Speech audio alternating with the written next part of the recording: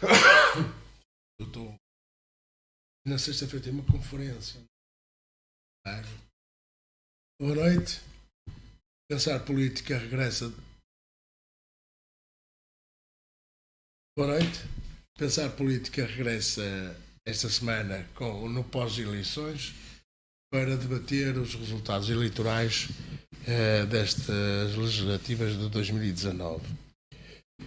Tenho comigo o José Ângelo Pinto e o Aldado Mário, que estiveram comigo a semana passada para avaliar o processo eleitoral, como é que decorreu para o processo eleitoral, e agora vêm aqui ajudar-me a compreender, ou ajudar-nos a compreender o que são os resultados eleitorais.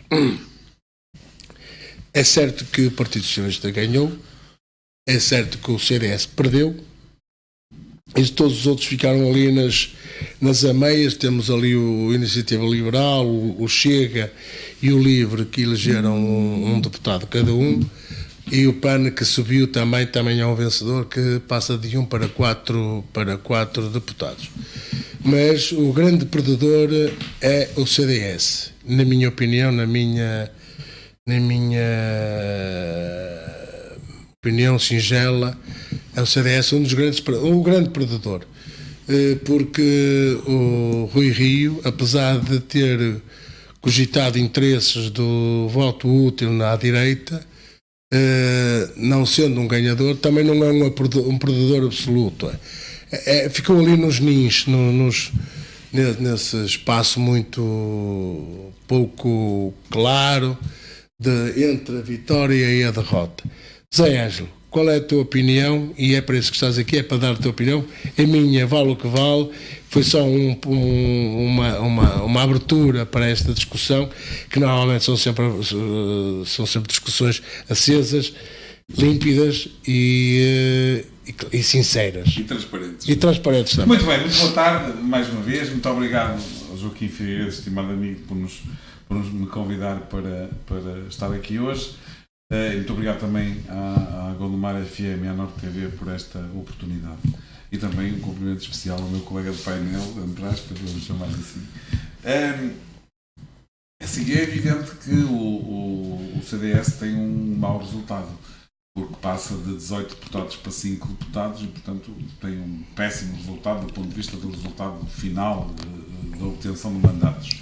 É verdade que a percentagem final com que o CDS fica de 4,54, se não estou em erro, não é uma percentagem humilhante, mas é uma percentagem que, face à distribuição de votos por outras forças, torna esta percentagem, em termos de consequência nos resultados, mais pequena. Ou seja, perdemos alguns deputados na tangente, muito perto de entrarem e não entraram. E, portanto, apesar do resultado em número de deputados ser muito mau, o CDS não tem um resultado catastrófico do ponto de vista de Ou seja, deixa-me só perguntar-te agora uma questão. Há uma coisa que se comenta muito hoje, que é a possibilidade de crescimento do CDS no futuro. Com aquela questão dos partidos à direita, nomeadamente a Iniciativa... Eu ia lá chegar. É claro que com partidos como a Iniciativa Liberal, que naturalmente que ocupam um espaço que é naturalmente, ou seria naturalmente do CDS, e com partidos como o Chega, que ocupam um espaço que não é do CDS, mas que não tinha uma representação parlamentar, e muitas mas que eram votantes do CDS, não é? Que votam no Chega, mesmo que não concordassem, que nós não concordemos com as ideias que essas pessoas defendem, a verdade é que votavam no CDS e deixaram de o fazer. Mais alguma tendência de defesa, entre aspas, do próprio PSD, porque houve muitas pessoas que votaram no PSD com a perspectiva de criarem um voto mais útil do que votando no CDS, e isso também nos afetou em termos de resultados. Portanto, o CDS tem um resultado que é mau, que é péssimo, é um resultado que leva com certeza o partido, e já levou o partido a tirar conclusões deste resultado, mas não é um resultado diabólico ou catastrófico. Quer dizer, eu acho que isso será, não é. Dito isto, quem tem de facto um mau resultado também é a CDU, o Partido Comunista Português, e os Verdes têm um mau resultado, perdem 5 deputados também é um número muito, muito expressivo, quando há poucos, ainda por cima, não é? Portanto é também um dos derrotados, na minha opinião, da noite. Não tem uma derrota tão expressiva como a do CDS, mas tem uma derrota, e portanto claramente estes dois partidos perdem. Depois temos partidos que empatam. O Bloco de Esquerda claramente empata, aliás até diminui ligeiramente em relação aos resultados de há 4 anos, e portanto perde alguma coisa na representação percentual. O Partido Socialista, apesar de subir e de ganhar as eleições, ao contrário do que aconteceu há 4 anos, portanto há 4 anos o Partido Socialista não ganhou as eleições, formou o governo porque criou a famosa geringonça. Desta vez isso não aconteceu. Desta vez acontece que de facto o Partido Socialista é o partido mais votado e é o partido que tem toda a legitimidade para governar os destinos do nosso país, com ou sem geringonça. Estou muito convencido que será sem geringonça e que a geringonça vamos matá-la e enterrá-la, e graças a Deus. Quanto aos... portanto, estes dois, na minha opinião, empatam. Depois temos partidos que são claramente... O PSD. O PSD, penso que ganha em relação àquilo que era a expectativa que existia há alguns meses atrás, e portanto o PSD consegue uma dinâmica de voto no partido que ninguém esperaria que aconteceria se estivéssemos a fazer esta conversa há 5 ou 6 meses atrás, ou até mesmo há 3 meses atrás, ou até se calhar há 1 mês e meio. E portanto o PSD consegue uma dinâmica de voto que não tem. Claro que perde as eleições, claro que fica em segundo, claro que tem um resultado pior do que teve quando concorreu em coligação com o CDS na PAF. Pelo menos aparentemente, quando somamos os votos dos dois partidos, ficamos os votos não, quando somamos as percentagens dos dois partidos, ficamos abaixo daquilo que a PAF obteve em 2015, mas considerando as circunstâncias e considerando a forma como a própria comunicação social também tem vindo a tratar o Partido Socialista, parece-me que de facto é um resultado bastante digno e que dá alguma força ao Dr. Rui Rio para conseguir estabilizar o partido e fazê-lo a seguir crescer e desenvolver-se. E, portanto, penso que o Dr. Rui Rio, na noite das eleições, estará já preocupado com as autárquicas, porque o Dr. Rui Rio é uma pessoa orientada a resultados e por isso já está preocupado com o que é que vai acontecer daqui a 2 anos, e acredito que ele vai ser capaz de trabalhar o partido no sentido do partido vir a ter um bom resultado autárquico. Como espero, aliás, que isso aconteça também ao CDS, naturalmente com outros protagonistas, uma vez que a líder entendeu... Eu depois vou-te fazer a pergunta sobre as autárquicas, porque a Cristas tinha tido um bom resultado em Lisboa. Pois tinha, no Porto. Sim, aliás, no Porto com a coligação que fez com o Rui Moreira, não é? Depois, vencedores, obviamente que a Iniciativa Liberal, o Chega e o LIVRE são vencedores, porque entraram nestas eleições sem nenhum deputado e saem com um deputado. Portanto são partidos que venceram, que ganharam massa crítica que não teriam, e que vai ser muito interessante observar a forma como o Parlamento vai reagir a esta nova realidade de ter pessoas absolutamente diferentes daquilo que é normal termos no Parlamento. Isso vai ser bastante interessante de seguir. E temos ainda o PAN, que também é um claro vencedor. Portanto, o PAN, apesar de nós podermos achar que é um flop e que, do ponto de vista da consistência das ideias, aquilo de facto não tem muito por onde andar, a verdade é que as pessoas votaram no PAN, e isso é uma realidade com a qual também temos que estar, e vamos agora ver se de facto este partido consegue organizar-se. É evidente que o que vai acontecer agora a seguir é muito importante, porque partidos têm um líder e que agora é deputado esse líder, como a Iniciativa Liberal e como o Chega. Estas pessoas vão de alguma maneira ser protagonistas e portanto vão ter alguma influência na forma como o Parlamento vai funcionar. Quando isto acontece num partido como o PAN, que o líder do partido está naturalmente eleito, mas que tem agora mais 3 pessoas para gerir e cuidar, as coisas vão ser bastante mais complicadas do ponto de vista da organização e disciplina, e isso vai-se notar, e muito provavelmente o PAN daqui a algum tempo será muito menos influente. Vamos a ver, neste momento. Leonardo, a tua análise a este processo legislativo que levou a uma maioria do Partido Socialista e de facto os outros todos andaram ali. Maioria não, Vitória. Maioria. Vitória também, quer dizer, é uma maioria, não é? Relativa. Sim. Relativa, não é absoluta, mas é uma maioria. É uma maioria uma vitória do Partido Socialista, uma vitória do PAN, efetivamente há uma vitória do PAN, depois os outros, o Chega, o Livre e o Iniciativa Liberal, também conseguiram os objetivos que tinham, que era ter um deputado, pelo menos um deputado na Assembleia da República. Como é que tu analisas e vês estas legislativas? E há aqui uma questão que eu também quero que tu analises na base daquilo que o Zé Ângelo disse, que é será que o Partido Socialista teve um empate e o PSD não teve essa derrota tão estrondosa que se preconizava?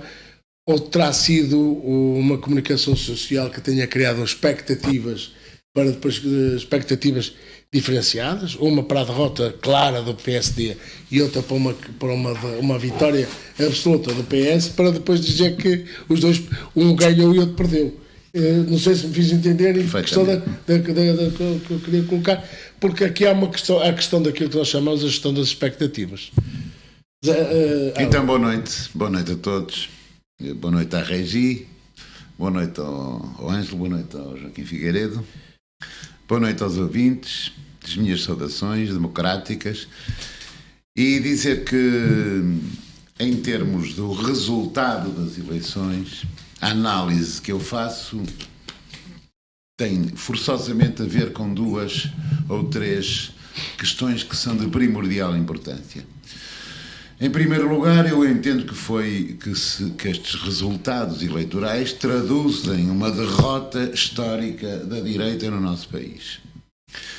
E traduzem uma derrota histórica num contexto também histórico, que é as primeiras eleições que se fazem num país depois de uma experiência de maioria de esquerda na Assembleia da República. É a primeira vez que tal sucede.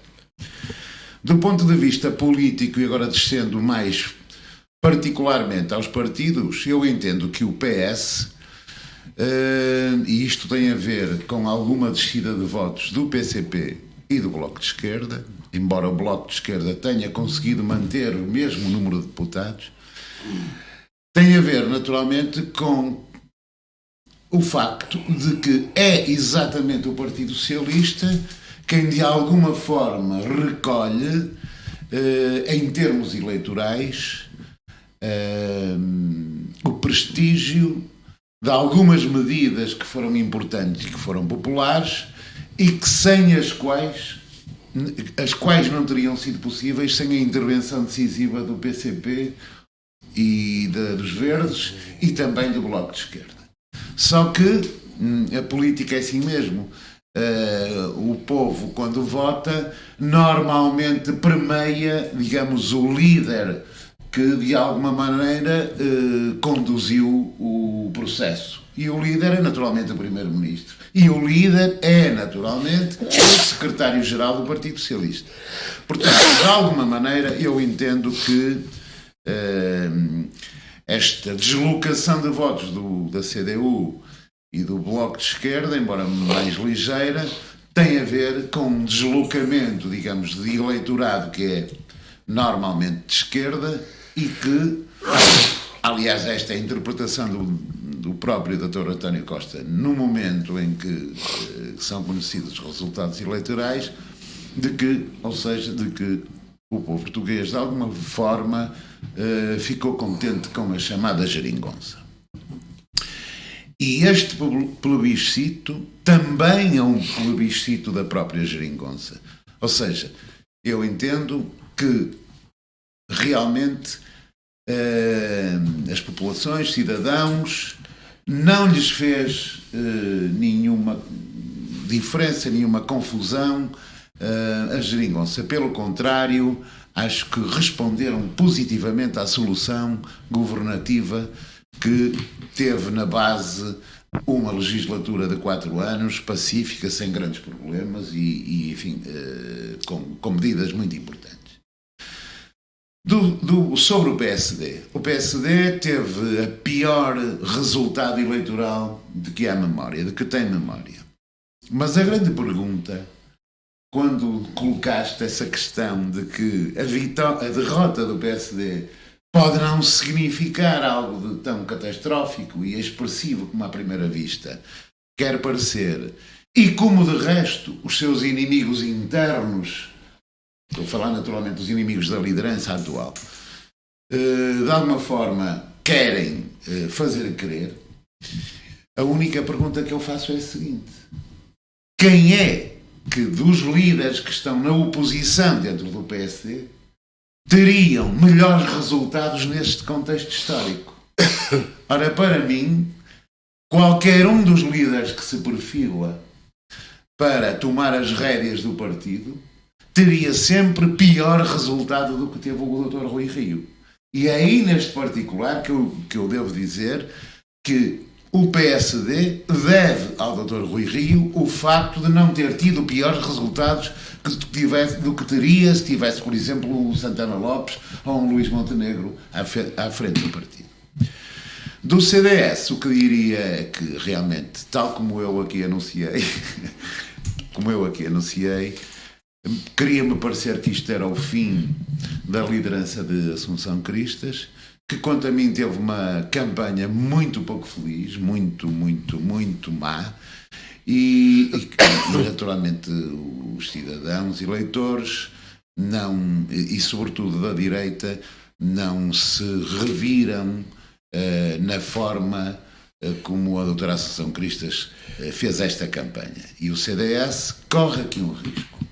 Volta a ser praticamente o partido do táxi, como se dizia. Não, agora é da Uber, não é? Agora é Uber, sim. Agora será Mas Uber. Mas tem que ser o 7XL. Sim, pronto. Mas com 5 deputados, é quase o partido do táxi. E a situação... 84. A situação é muito complexa para o futuro. Muito complexa porquê? Mas já que estamos a falar do CDS, deixa-me fazer aqui uma pergunta, e esta pergunta é para os dois. Será que o CDS, que é também um partido da criação da democracia portuguesa, não podemos esquecer isto, e acho que ninguém pode esquecer isto, achas que o CDS tem possibilidades de crescer face àquilo que nós estamos a ver no panorama político português?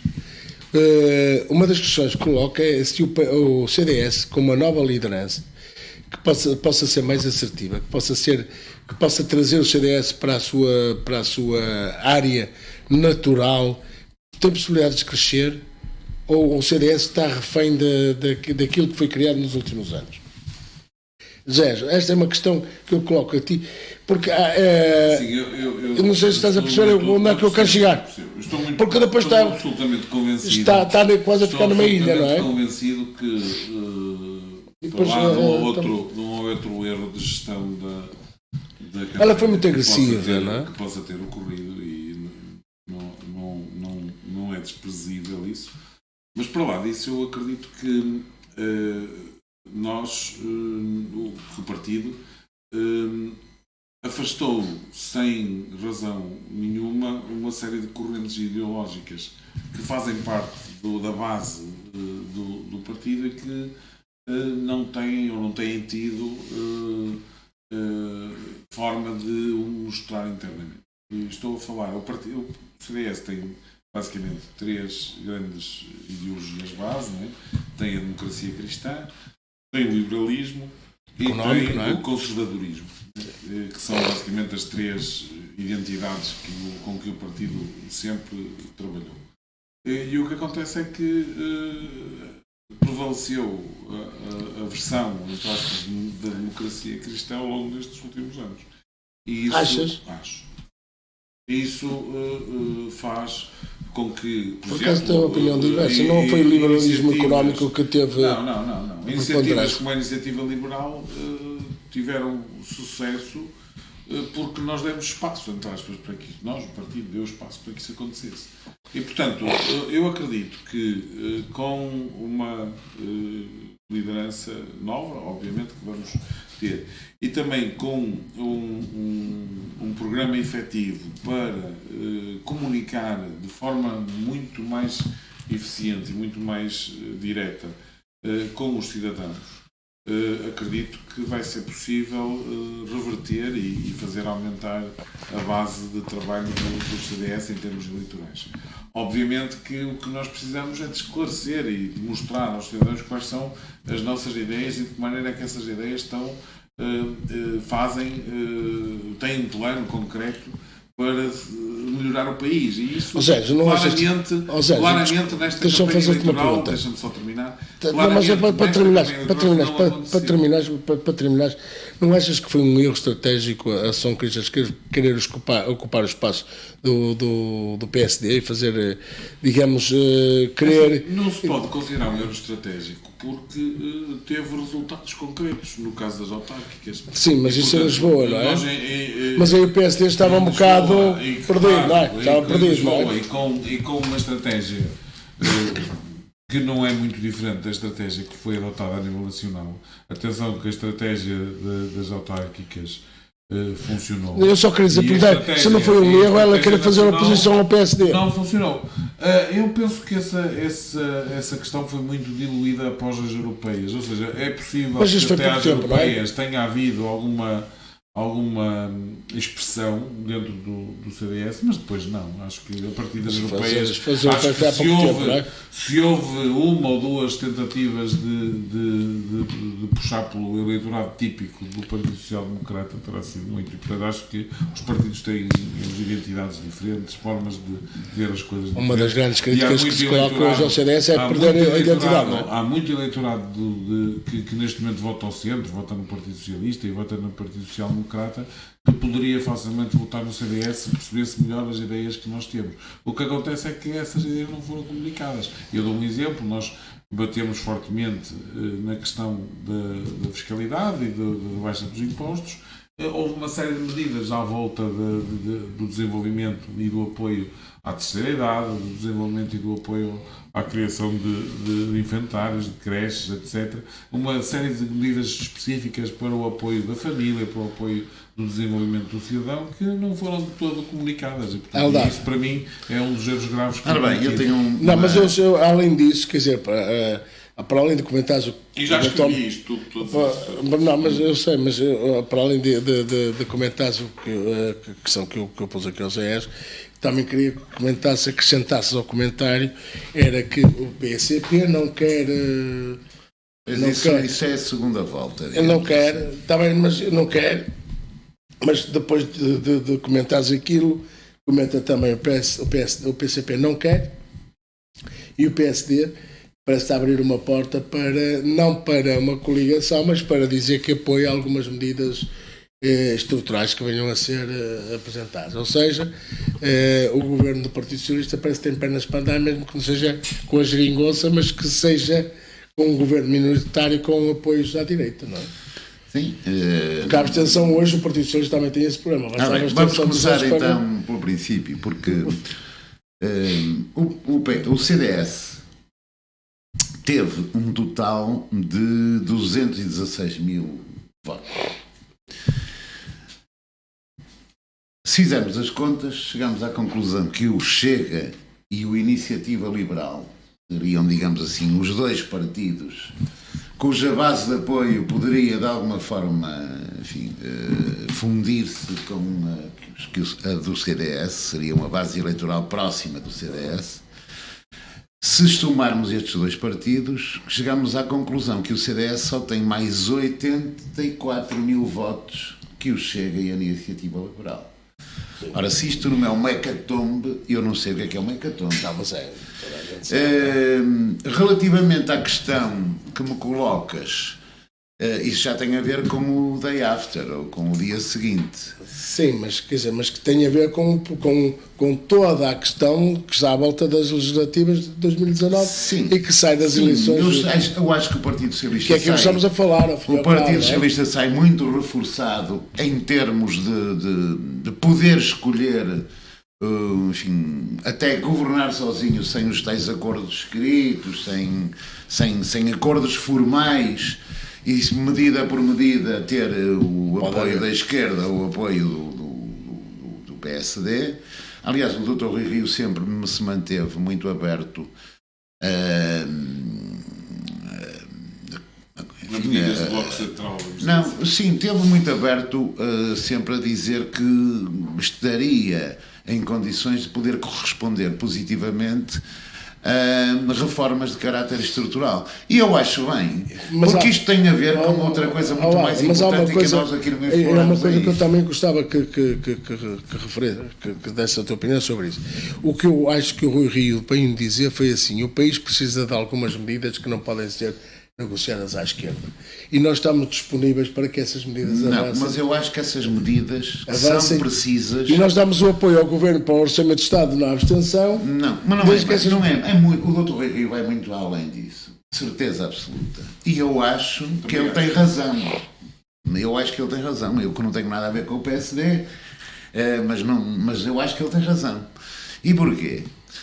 Porque há uma das coisas que nós temos que perspectivar para o futuro deste país, que é isto: ou há uma grande ponderação coletiva, e eu estou a falar desde o PS, Bloco, PCP, PSD, CDS, todo este eleitorado, portanto, todos estes partidos, ou colocam agora na ordem do dia a revisão da Constituição e a revisão da lei eleitoral, ou isto vai ser um problema muito sério no futuro. Porque não é possível chegarmos a esta conclusão. Partidos que metem, por exemplo, vamos ver, o Bloco de Esquerda mete 19 deputados com 492 mil votos, num país em que é sabido que cerca de 700 mil votos não elegeram deputado nenhum. Portanto, isto tem que ser visto. E mais, quando se apresenta uma moção de censura na Assembleia da República, vamos admitir que a moção de censura é aprovada. A moção de censura é aprovada e, entre os termos constitucionais, o Sr. Presidente da República teria que... Chamar o segundo mais votado. Sim, o segundo mais votado. Quer dizer, isto não pode ser. Isto porque quando se apresenta uma moção de censura, tem que se apresentar logo uma alternativa de governo. Prática, sim. Não, como acontece já noutros países. Por exemplo, na Alemanha acontece assim e há outros países em que acontece assim. Mas eu vou lá mais para a frente do que isto. E, aliás, já escrevi também sobre esta matéria. Neste momento, por via constitucional, o poder legislativo está centrado na Assembleia da República. E acho bem que é aí que deve estar centrado o poder. Todavia, nós temos de fazer esta ponderação.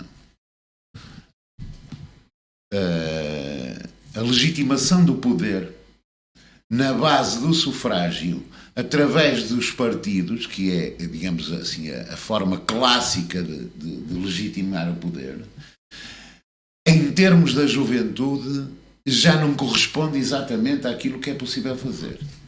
A juventude, há muita gente da juventude que não se revê nesta forma clássica de intervenção. É preciso ponderar isto. E há muito pouca gente a falar sobre esta matéria.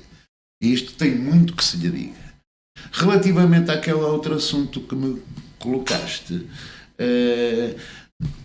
vamos ver o que é o day after. Eu acho que o Partido Socialista está numa posição bastante confortável, porque... Será assim tão confortável? Penso que sim. É muito confortável. Eu não acredito...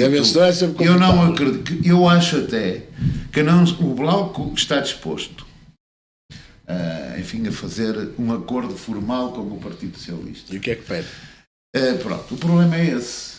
O problema é que onde é que o Partido Socialista pode chegar no âmbito daquilo que nós falávamos no anterior programa, no âmbito da Europa que se perfila, em termos financeiros e em termos económicos. Porque o Partido Socialista não pode, obviamente, deitar a perder as chamadas boas contas do Centeno por causa de cedências que teria de fazer, quer ao Bloco, quer ao PCP, em termos de reivindicações sindicais, isso mais o PCP, e em termos de outras propostas que venham a ser feitas pelo Bloco de Esquerda, que terão naturalmente a ver com a subida do salário mínimo, a subida das pensões, com outro tipo de propostas.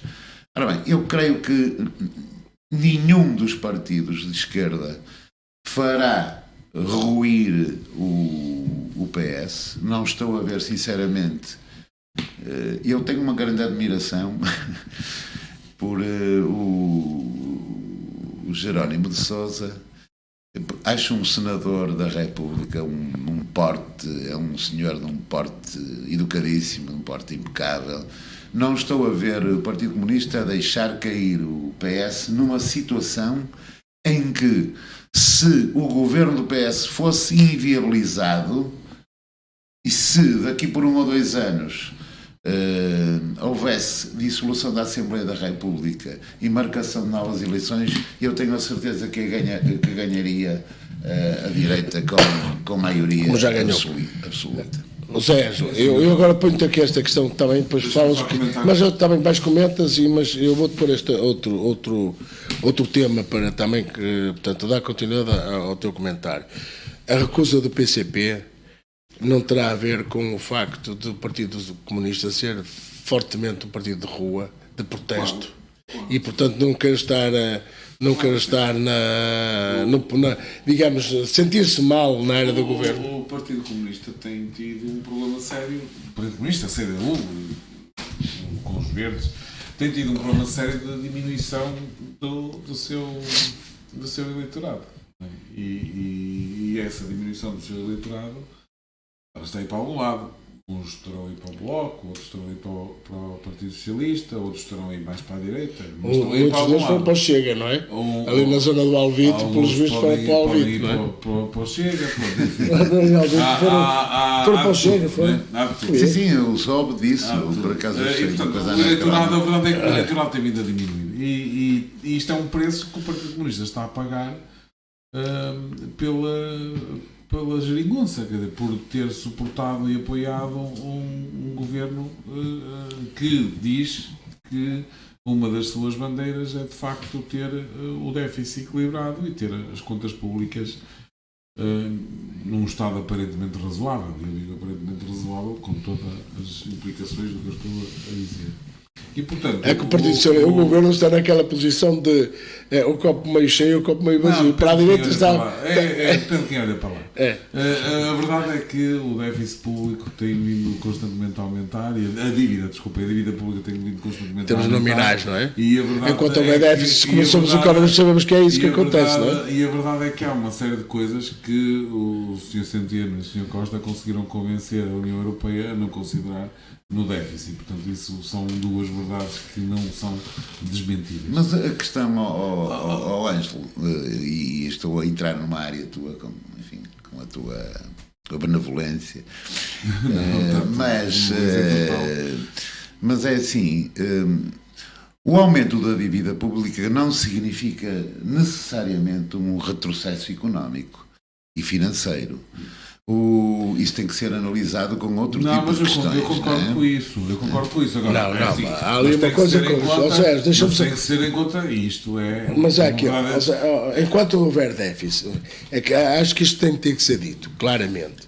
E por economia. Mas enquanto houver o crescimento da dívida é maior que o déficit. Esse argumento não é um argumento falacioso. Não é, não, Zé. Mas isso é demasiado técnico, eu penso que os nossos enquanto houver déficit orçamental, enquanto houver déficit, essa discussão. há sempre aumento da dívida, porque tem que haver dívida para sustentar o déficit. Está bem, e há outros fatores, como por exemplo as compras do Estado, enfim, que não estão mas isso é outra história. Na contabilidade do ano a seguir. Isso é outra Enfim, há uma série de outras coisas. Estás a falar A verdade é que as contas do Partido Socialista, que são ditas como estando certinhas, a verdade é que não são assim tão certinhas. Isto é uma verdade. Os IELTS têm descido completamente. Agora há 10 anos, não é? Os IELTS, pronto, era melhor explicar aqui aos ouvintes que sabe o que é isso. Enfim, vamos a falar de juros com o juro do futuro, e no mercado primário. É verdade que os mercados internacionais têm reagido de forma muito positiva. Sim, e as agências de rating também. É verdade que agora que fomos financiamento também, mas também é verdade que continuamos com o aval do BCE. Um dia que não haja aval do BCE. Sim, mas isso vai ser para todos. Eu penso que vai ser para todos. De qualquer maneira. Mas não é disso que estamos a falar, não é de economia. Estamos a falar de facto do PCP e da forma como é que ele. Eu acredito que o Partido Socialista não vai precisar de nenhuma geringonça e nem vai querer nenhuma geringonça. Eu acho que vai querer. Por uma razão muito simples, é que o Partido Comunista Português, com toda a frontalidade que se lhe é reconhecida, e por causa destas razões que nós já discutimos, diz que não precisa de nenhum acordo escrito, ou não quer fazer nenhum acordo escrito, porque garantirá ao Governo o apoio necessário nos momentos em que tal seja necessário. E diz isto com estas palavras todas. E, portanto, o Partido Comunista Português acabou de atirar o Bloco de Esquerda para fora do Governo com uma pinta das antigas. Né? O Partido Comunista Português, e demonstrando toda a inteligência que lhe é reconhecida, tendo consciência que não pode ir tudo para o Governo, não é? E tendo consciência que o Bloco de Esquerda aspirava fortemente a ter lugares pelo menos de 2 ou 3 ministérios neste novo governo, atirou-os para fora logo. O que estás a dizer é que ninguém estão todos a discutir os espaços da rua, não é? Não, claro, não, mas é assim, o Sr. António Costa, do protesto, quando eu digo da rua, ao contrário do que aconteceu há 4 anos. O António Costa, neste momento, tem toda a legitimidade para formar governo minoritário. Sim, o Bloco de Esquerda, no fundo, teve a mesma atração que teve o Podemos em Espanha e exigindo fazer parte do governo, naturalmente comandado pelo secretário-geral do PSOE, que sempre recusou essa hipótese. Aí não havia outra solução. Mas aqui. Mas o Rivera está a abrir as portas, como aliás se aqui houvesse, fosse essa a única solução que o António Costa tinha para formar governo, aí o Bloco de Esquerda podia bater o pé. Mas o que vai, eu também acho que sim, mais o Sr. António Costa tem esta fantástica capacidade de negociar à esquerda umas coisas e à direita outras, e portanto é muito natural que vejamos o Partido Social Democrata a fazer apoio ao Partido Socialista. Agora, a verdade tem a ver com a alteração da liderança do PSD. Tem razão numa coisa muito importante e que para mim é dramática, que é este país precisa desesperadamente de um processo de reformas absolutamente profundas, em algumas áreas, nomeadamente na justiça, por exemplo, é absolutamente indispensável que isso aconteça, porque senão corremos o risco de daqui a uns anos não ter país. Mas já estamos todos de acordo, aliás, todos os partidos estão de acordo. E o Sr. António Costa, como Primeiro-Ministro, desta vez, com toda a legitimidade e com o apoio que tem do Partido Social Democrata, a minha esperança enquanto português é que finalmente possamos ver, de facto, reformas de fundo, estruturais e necessárias que é preciso desenvolver no país. Digo-vos mais, eu todas as vezes que tomo após um novo governo, ao longo destes anos todos que já vou tendo de estar atento à política, é sempre uma esperança que eu tenho. Venham as reformas, porque este governo vai ter a força necessária para as fazer. espero muito bem que o Sr. António Costa, conjuntamente com o Dr. Rui Rio, que eu acredito que são dois cidadãos que querem o melhor para o país, porque se não acreditasse nisso, estava aqui a dizer outra coisa, independentemente de concordar ou não com depois com a forma e com a ideologia, isso é outra coisa. Espero bem que consigam, de facto, fazer as reformas estruturais que o país precisa. Deixa-me só pôr aqui uma questão, e esta questão é para os dois, que é a questão das reformas. Há muitos anos que se vem falando das reformas. Há uma delas que, de facto, parece que é transversal a todos os partidos, que é a reforma da Justiça. Mas não só. Mas não. Depois temos a reforma da Segurança Social. Mas deixa eu vou lá. Temos muitas reformas. Vamos lá. Temos a reforma social, a reforma da Segurança Social. Temos a reforma do Serviço Nacional de Saúde. Temos a reforma da Educação. Enquanto que a da Justiça é transversal à sociedade, ou seja, terá o apoio de toda as... Eu estou muito convencido que se o Sr. António Costa quiser fazer reformas em tudo aquilo, mas não venha ele dizer, que vai repetir, que o governo vai ser mais ou menos igual ao governo anterior. Com um governo mais ou menos igual ao anterior, não há reformas. Só posicionistas. Não é isso que eu quero questionar. A questão que eu coloco é esta. Se a reforma da Justiça é transversal aos partidos, portanto, vai todo o espectro político, está de acordo, porque é de facto uma área que é fundamental, é imprescindível que se faça reformas de fundo que levem a que a Justiça seja melhor e mais eficaz. Já relativa... Não, eu estou de acordo, acho que estou de acordo. Já relativamente à Segurança Social, ao Serviço Nacional de Saúde, à Educação, eu penso que as reformas que a direita pedem são diferentes das reformas que a esquerda pedem. E, portanto, aí se calhar não teremos consensos. Não será... Se calhar teremos. Não, que reformas? O que é a maior parte foi feita a lei da Segurança Social, do Serviço Nacional de Saúde, não é? Sim, mas isso foi num momento específico e com um claro objetivo eleitoralista. Portanto, é uma mas o PSD aderiu daquela que nós temos hoje. O PSD não soube. Bem, nós neste momento não sabemos. Não sabemos o que é que vai acontecer. Não. Agora, uma coisa eu até agora não gosto, que é o Sr. António Costa vir dizer que o governo que está a organizar há de ser um governo que há de ser muito parecido com o governo anterior. E isso para mim é já mau, não é? Porque ficava muito contente se o Sr. António Costa colocasse em alguns ministérios-chave pessoas capazes de fazer as reformas. Mas qual? Por exemplo, é que o problema é uma das coisas que me chateia. Administração interna.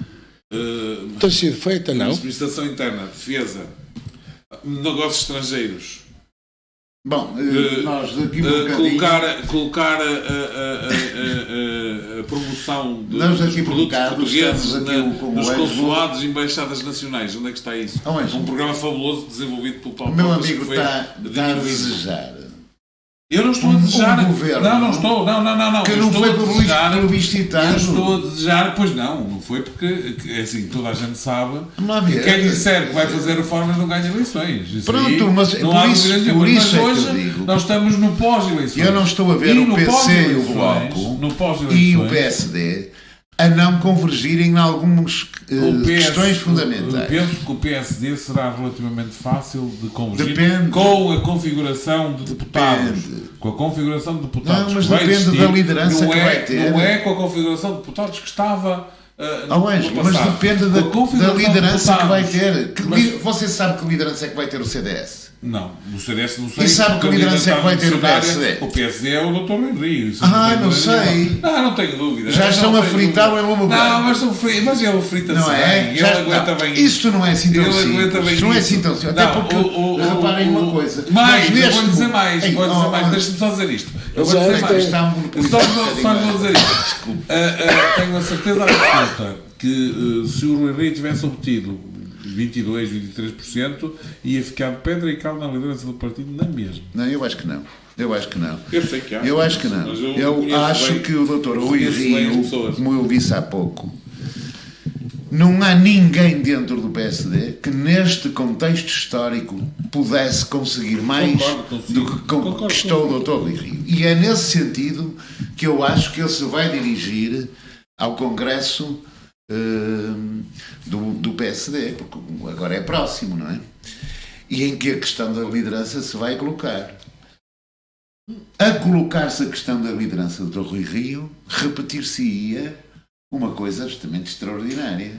Era o primeiro? Não, é que até agora o Dr. Rui Rio tinha um grupo parlamentar que não apoiava a liderança do Dr. Rui Rio.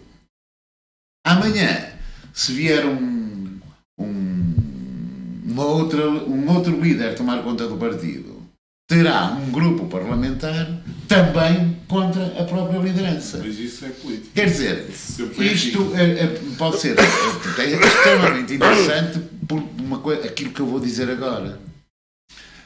O que é que pode acontecer ao PSD? O que pode acontecer ao PSD é uma coisa que eu acho que pode traduzir-se num desastre para o Partido Social Democrata, que é, outra vez, fazer o discurso, radicalização do discurso à direita. Se o PSD enveredar, como agora, de uma forma absolutamente inacreditável, inqualificável, vergonhosa, como o Sr. Dr. Aníbal Cavaco Silva veio agora intrometer-se de uma forma que eu acho vergonhosa nas questões internas do PSD, no sentido de querer que um novo líder, uma nova liderança, viesse radicalizar o seu discurso à direita, eu nesse caso auguro um futuro muito mau para o PSD. Está a ter uma interpretação das palavras do não, Cavaco, é muito mau, é muito Cavaco, mau. Não achas? Eu acho que é péssimo. Eu não disse que é bom, até para mim vou dizer que é bom. Agora vou dizer, até porque eu não concordo com aquilo que ele disse, mas acho que não foi tão mau como também está. Aliás, eu sou um bocado. Evidente que atenção, isto é outra coisa, é um cidadão, tem o direito de liberdade de expressão, mesmo sendo um ex-presidente da República, não é? É como o senhor do Chega, a gente pode não gostar do que ele diz, mas ele tem direito de dizer. Sim, claro, mas há aqui uma questão. Há uma questão. Justiça podemos contar como o Dr. Rui Rio. Há uma coisa que é verdade. Sobretudo no que diz respeito à composição do Conselho Superior do Ministério Público. Outras áreas também. O que aconteceu até estas eleições. Mas espera aí, mas foi o único a apresentar uma ideia de reforma. Não fazia sentido. Relativamente à justiça. Porque todos os outros pedem reformas, mas não dizem que... Bom, o governo da PAF, vamos então fazer isto, relembrar isto. O governo da PAF quase destruiu o sistema de justiça em Portugal. A doutora Paula Teixeira da Cruz, com o apoio do CDS, obviamente, quase destruiu a administração da justiça em Portugal. E tanto assim foi que até, digamos, muita gente na área do PSD, do CDS, foi contra esta reforma da justiça. A número 2 do Rui Rio da Braga, não é? Agora, o Dr. Passos Coelho, vamos ver, o Dr. Passos Coelho tem um discurso que é muito mais próximo do CDS do que do... Mas o Partido Socialista não a revertiu, mudou pequenas, não. Abriu um outro tribunal, pôs lá um funcionário, não revertiu. Mas é impossível, eu estou dentro do assunto. Eu sei que está, mas para lá do sistema informático... É impossível reverter isso com facilidade. O sistema informático acredito que tenha sido complicado. É muito complicado. Mas a verdade é houve uma diferença significativa no sistema de administração de justiça em relação ao anterior. Isso não houve. Ou gosta ou não se gosta. Agora, como é que pode reverter, não é? E a verdade é que não foi revertido, não é? É que esta coisa da reversão das medidas criadas pelo governo da PAF é uma treta, porque a reversão das medidas foram meia dúzia. Olha que não. Meia dúzia foi os feriados, foi os enfermeiros que trabalham 35 horas em vez de trabalhar 40, pronto. Para mim mal. Pouco mais. Os salários, as pensões e... o IRS. Nada disso, isso é tudo mentira. O IRS extraordinário. É tudo mentira. Não, o extraordinário foi tirado, de verdade. O aumento das pensões não foi. Como aumentaram, mas eu não estou a seu comentário. Eu disse aqui a semana passada, alguém que tenha 1000 euros de vencimento tem uma diferença de 20 euros em relação a 2015. Ganha mais 20 euros. Alguém que ganha 2 mil euros tem que ganhar mais 32 euros. É um facto. E, portanto, mais 32 euros em 5 anos, vocês acham, ou 4 anos, vocês acham que é razoável? Se for um salário mínimo, foi aumentado não sei quantas 20%, não é? Portanto, é assim, é uma falácia de dizer aqui que os rendimentos foram repostos, que não sei o que, isso é uma treta. Agora, é assim, a direita... E não soube explicar isso às pessoas. Isso eu concordo. Não soube comunicar isto às pessoas. Não é dizer mal. Não estou a dizer mal do Sr. Costa, nem estou a dizer mal de ninguém. Estou a dizer que, factualmente, essas medidas não foram revertidas. As leis que foram feitas durante a PAF não foram revertidas na sua maioria. Há uma ou outra, pequenas coisas, que foram as bandeiras que foram acordadas com o Bloco de Esquerda e com o Partido Comunista nos acordos secretos. É só isso, não é? Bom, eu haveria muito a dizer sobre isso, porque, obviamente, o CDS toma conta do tempo. O CDS e o PSD, que se preparavam para ir muito além da Troika, como anunciaram, que foram responsáveis por desgraças ocorridas na agricultura, que foram autores de leis como o do arrendamento. Olha, a agricultura não sei bem, olha que não. Agora estou eu a falar, está bem? Pode ser? Força. Obrigado. Então, do arrendamento, não, isso teria que explicar, se é muito técnico, não acho que as pessoas queiram saber isso. E que o próprio Partido Socialista, enfim, chegou a condescender com o Bloco e com o PC em algumas das suas reivindicações, mas, por exemplo, na lei, na legislação do trabalho, votou com o apoio do CDS e do PSD. Não é? E, portanto, quer dizer, estas crispações que existem, por exemplo, entre o PC e o Bloco, e sobretudo com o PC, porque o PC é um partido muito mais sindical, não é? Do que o próprio Bloco de Esquerda. Muito mais consistente. Sim, pronto, mas isso é uma apreciação subjetiva. Agora, objetivamente, o Partido Comunista tem uma força sindical muito diferente Agora que estamos quase a chegar ao fim, estamos próximo do nosso tempo limite, ainda faltam uns tempos, mas vamos discutir o futuro. Que governo é que vamos ter? Eu já disse o governo que eu gostava de ter. Eu gostava de ter um governo do Partido Socialista e com as... mas liberto de amarras?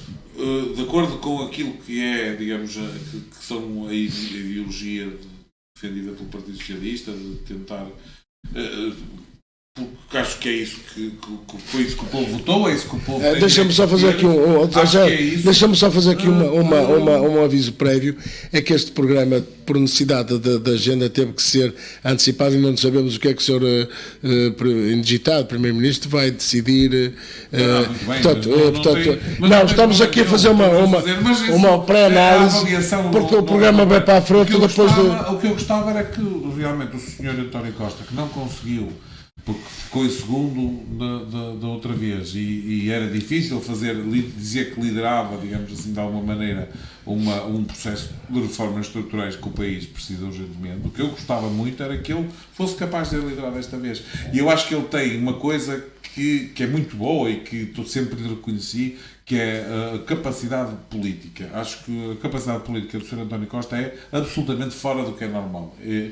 Se entende por isto que é uma pessoa que consegue fazer negócios com toda a gente, por exemplo, E, portanto, ele tem essa capacidade política. Portanto, se ele conseguir colocar e fazer com que, de alguma maneira, o PSD acorde com o PS um conjunto de medidas de reforma estrutural que o país tanto precisa, eu acho que isso era muito bom para o país, era muito bom para o nosso futuro e, portanto, era o que eu gostava que acontecesse. Agora, se o Sr. Costa também terá perfeita consciência que, uma vez feito isto, daqui a 4 anos não poderá ser candidato a Primeiro-Ministro, porque o tipo de reformas que é preciso fazer vão fazer com que o Partido Socialista tenha que encontrar um sucessor. E ele, se calhar, de qualquer maneira, também já está perto da idade da reforma, portanto, se calhar já pode pensar nisso de outra forma. Tem 50 ou ver as coisas de outra maneira, não é? Mas o Sr. Costa ficava nos anais do país como um Não, ele já fez algumas reformas na área da justiça. Vamos tratar pelo Dr. António Costa. Sr. Costa, Sr. Costa. Mas é que quando se refere ao Dr. Rui Rio, é sempre Dr. Rui Rio. Não, eu posso trabalhar por Rio também. Mas por acaso há uma coisa que é engraçada. Enquanto o Dr. Rui Rio não é doutor, é Sr. Rui Rio, eu digo isto porque os economistas têm essa designação, já os advogados têm a designação de doutores como os médicos. O que é estranho. Mas é verdade, mas é Não uma é de rede. forma De qualquer maneira, É. ali o Ângelo ainda não se deu conta que mas é. É. Bom, de qualquer maneira, o que é que eu acho? Eu acho que o PS vai formar governo. Eu acho que o PS não precisa sequer, e aqui eu concordo completamente com esta constatação da sagacidade política do Dr. António Costa. Eu acho que é um político muito inteligente e é sagaz e é astuto e é capaz de negociar à direita e à esquerda conforme lhe convenha. Mas acho que o PS até pode fazer acordos à esquerda que não sejam formais. Os acordos podem não ser formais, podem não estar escritos, mas entenderem-se relativamente a determinadas situações. Sim, como pode fazer acordos com o PSD, designadamente. Aqueles que à direita eu não vejo mais ninguém que ele possa acordar, não é? Não, mas é que está. Enquanto for assunto. É que o problema depois com o PSD. O CDS desaparece. O CDS desaparece. Agora, o problema é este. Se o PSD espero bem que não mantiver a liderança do Dr. Rui Rio, eu acredito que são possíveis algumas reformas estruturais. Se o Dr. Rui Rio não aguentar a liderança do PSD, não há hipótese, porque a radicalização à direita do discurso do novo líder vai ser vai ser difícil de calcular. Sabe que a travessia do deserto do Sr. Rio já passou. Agora porque o que é que acontece? Ele, durante este tempo, e foi um tempo em que ele conseguiu organizar bastante as estruturas do partido de acordo com as suas tendências, de acordo com a sua visão do que é o partido. E, portanto, o partido é muito mais Rui Rio hoje do que era há um ano, do que era... E, portanto, ainda hoje ouvi as distritais do PSD.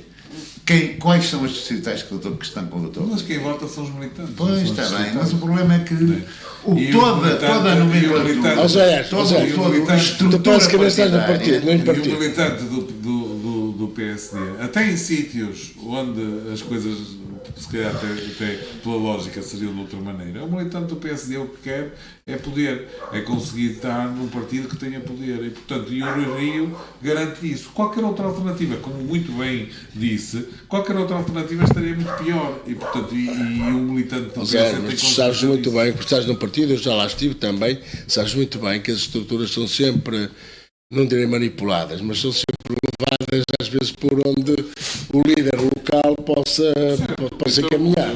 E há líderes locais que tanto mal diziam do homem e agora dizem muito bem dele. Mas agora já continuam a dizer mal. E eu conheço algumas. Neste momento a própria comunicação social, isto é muito interessante. Isto é muito interessante. O Dr. Rui Rio, no dia das eleições, conseguimos passar uma hora sem falar de tanques nem de... No dia das eleições, o Dr. Rui Rio faz uma crítica feroz à SIC. Não sei se repararam nisso. Sim, e até parabeniza a independência da RTP. Ora bem, isto é um bocado ingrato, porque quer a SIC, quer a TVI deram uma enorme ajuda ao Dr. Rui Rio durante a campanha. E a RTP foi, enfim, também deu todas as possibilidades de que eu pudesse aproveitar. Mais um bocado que nós são cristas, não é? Acho que sim. Agora é a minha opinião pessoal. Eu creio que Faltam alguns dias para ser apresentado o governo.